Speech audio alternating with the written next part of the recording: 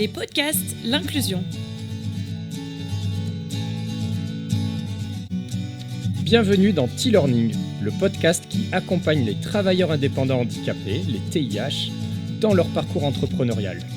Ce podcast est réalisé avec le soutien de la GFIP et de la Fondation Malakoff Humanis Handicap.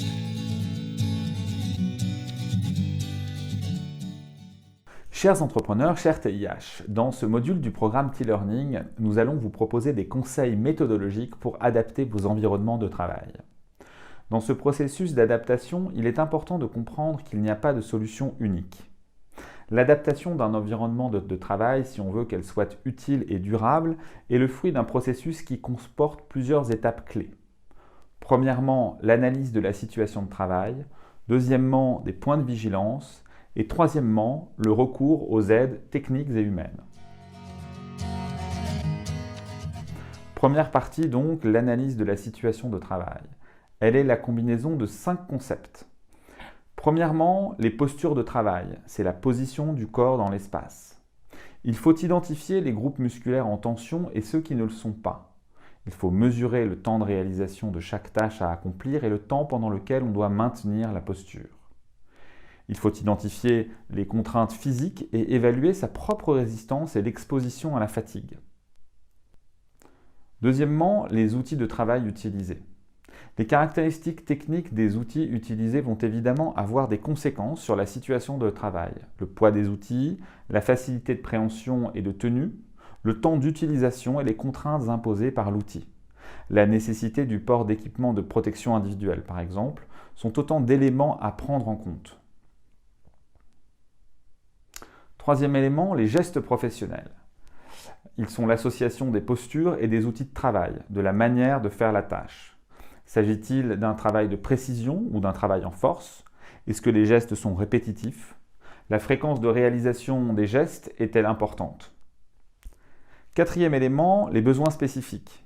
Ils sont liés aux déficiences et aux conséquences de celles-ci sur les capacités de la personne, qu'il s'agisse de troubles sensoriels comme la cécité ou la surdité, moteurs comme la mobilité ou les conséquences d'une amputation, cognitifs comme la mémoire ou la concentration, ou enfin psychiques, troubles avec des impacts sur la relation à l'autre. Cinquièmement, l'accès à l'environnement de travail. Bien sûr, adapter son environnement de travail est inutile si on ne peut pas y accéder ou si c'est très compliqué. Il y a donc plusieurs questions à se poser. La première est la question des déplacements du domicile jusqu'au poste de travail. L'étude des moyens de transport accessibles fait intégralement partie du processus d'adaptation de l'environnement de travail.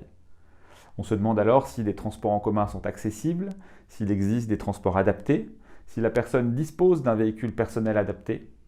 Et enfin, comment peut-elle se rendre efficacement sur les différents lieux d'exercice comme les chantiers, bâtiments publics ou salles de réunion.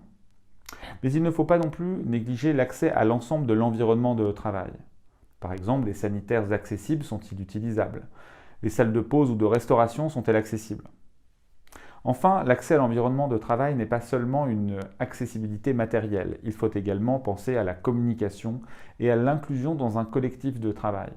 Le regard des autres sur mon handicap, le caractère visible ou invisible de mon handicap sont aussi des éléments qui contribuent à ce que mon environnement de travail soit adapté et que je m'y sente bien.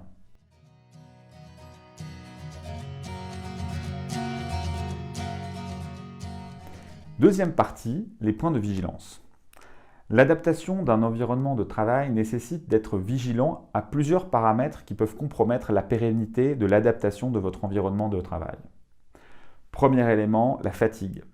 Que ce soit celle du corps, de l'esprit, du fait des contraintes liées au travail lui-même ou qu'elle soit la conséquence directe ou indirecte de la maladie ou du handicap, la fatigue ne doit pas être négligée et impose parfois une organisation spécifique des horaires de travail.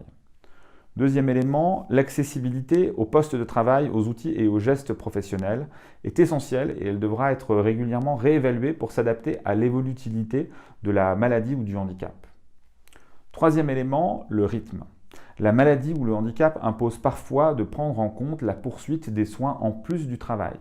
Les journées de travail sont souvent plus longues parce qu'il faut y inclure les temps d'intervention des aides humaines, les temps de soins, de rééducation, la nécessité de pouvoir s'arrêter le temps de la prise de traitement. Certains traitements doivent être pris à heure fixe, par exemple.